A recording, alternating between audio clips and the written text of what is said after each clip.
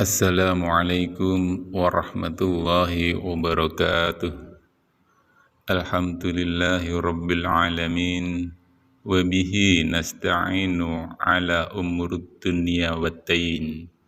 Wassalatu wassalamu ala ashrafil anbiya'i wal mursalin. Wa ala alihi wa sahbihi ajma'in. Rabbi shrah li sadri wa yassir li amri wahlul 'uqdatam min lisani yafqahu qawli, amma ba'du.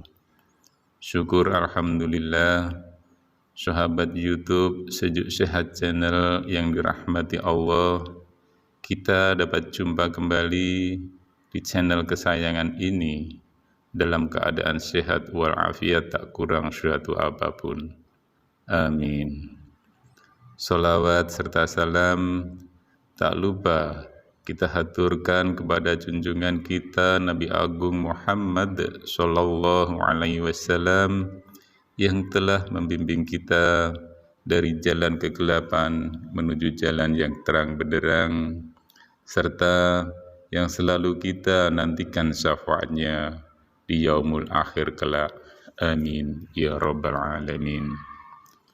Sahabat YouTube Sejuk Sehat Channel yang dirahmati Allah, harapan serta doa kami semoga sahabat YouTube Sejuk Sehat Channel semuanya yang menonton video ini selalu diberikan kesehatan, dilapangkan rezekinya, dipanjangkan umurnya, serta diampuni segala dosa-dosanya oleh Allah Subhanahu wa Ta'ala.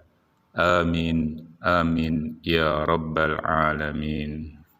Sahabat YouTube Sejuk Sehat Channel yang dirahmati Allah, dalam Islam ada beberapa cara untuk memperbaiki hidup.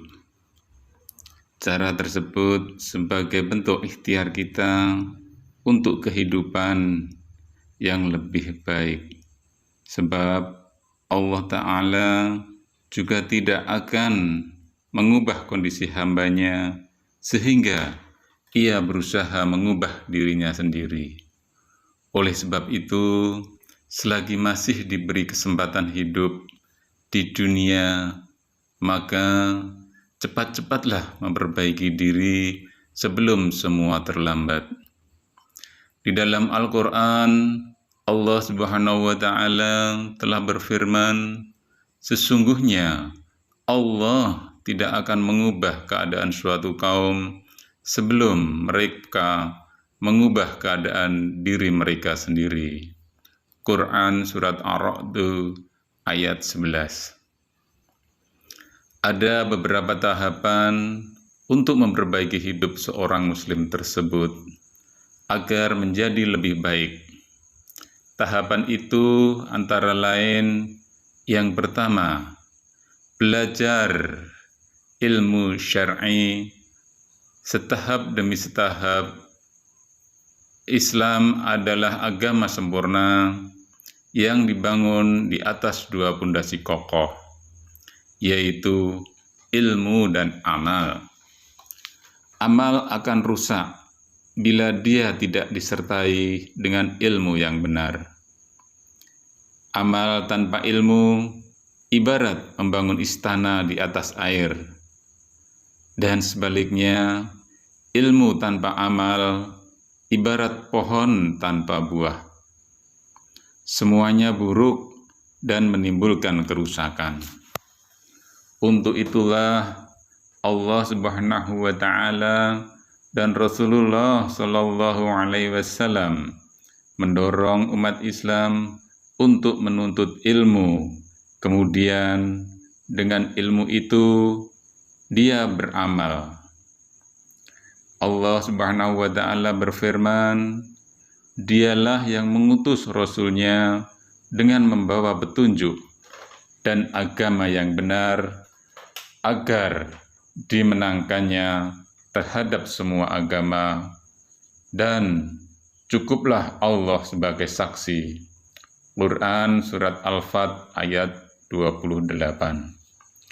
Tatkala menafsirkan ayat ini, Imam Ibnu Katsir rahimahumullah berkata, maksudnya dengan ilmu yang bermanfaat dan amal yang saleh, sebab syariat itu mencakup dua hal, yaitu ilmu dan amal. Ilmu yang sesuai dengan syariat adalah ilmu yang benar, dan amal yang sesuai dengan syariat adalah amal yang diterima. Tafsir Ibnu Katsir. Karena kedudukan ilmu inilah, maka wajib bagi kita seorang muslim yang akan beramal dan beribadah kepada Allah harus disertai dengan ilmu tentangnya agar bisa diterima ibadahnya. Mengingat tujuan diciptakannya manusia adalah yang pertama, agar beribadah kepada Allah Subhanahu wa Ta'ala.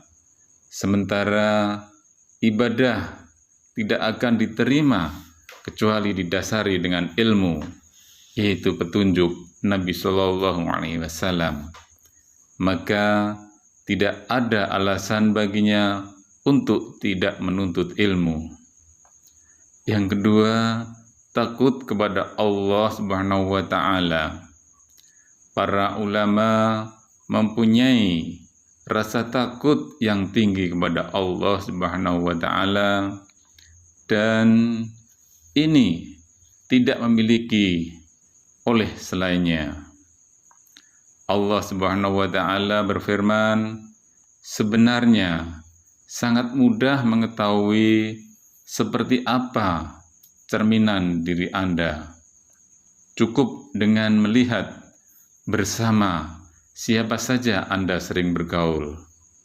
Seperti itulah cerminan diri Anda. Kenyataan ini telah dipaparkan oleh Rasulullah Sallallahu Alaihi Wasallam. Bersabda, seorang mukmin cerminan dari saudaranya yang mukmin. Hadis riwayat Bukhari. Kalau seorang biasa berkumpul dengan seseorang yang hobinya berjudi, maka kurang lebih dia seperti itu juga. Begitu pula sebaliknya, kalau dia biasa berkumpul dengan orang yang rajin sholat berjamaah, maka kurang lebih dia seperti itu juga. Allah Subhanahu wa Ta'ala menciptakan ruh dan menciptakan sifat-sifat khusus untuk ruh tersebut.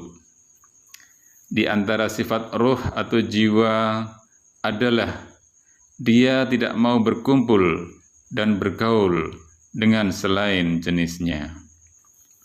Rasulullah Shallallahu Alaihi Wasallam telah menegaskan hakikat ini dengan bersabda, ruh-ruh itu bagaikan pasukan yang berkumpul atau berkelompok. Oleh karena itu, jika mereka saling mengenal, maka mereka akan bersatu, dan jika tidak saling mengenal, maka akan berbeda atau berpisah. Hadis riwayat Bukhari dan Muslim. Memilih teman yang baik adalah sesuatu yang tidak bisa dianggap remeh. Karena itu, Islam mengajarkan agar kita tak salah dalam memilihnya. Demikian yang bisa kami sampaikan mengenai tahapan cara memperbaiki diri.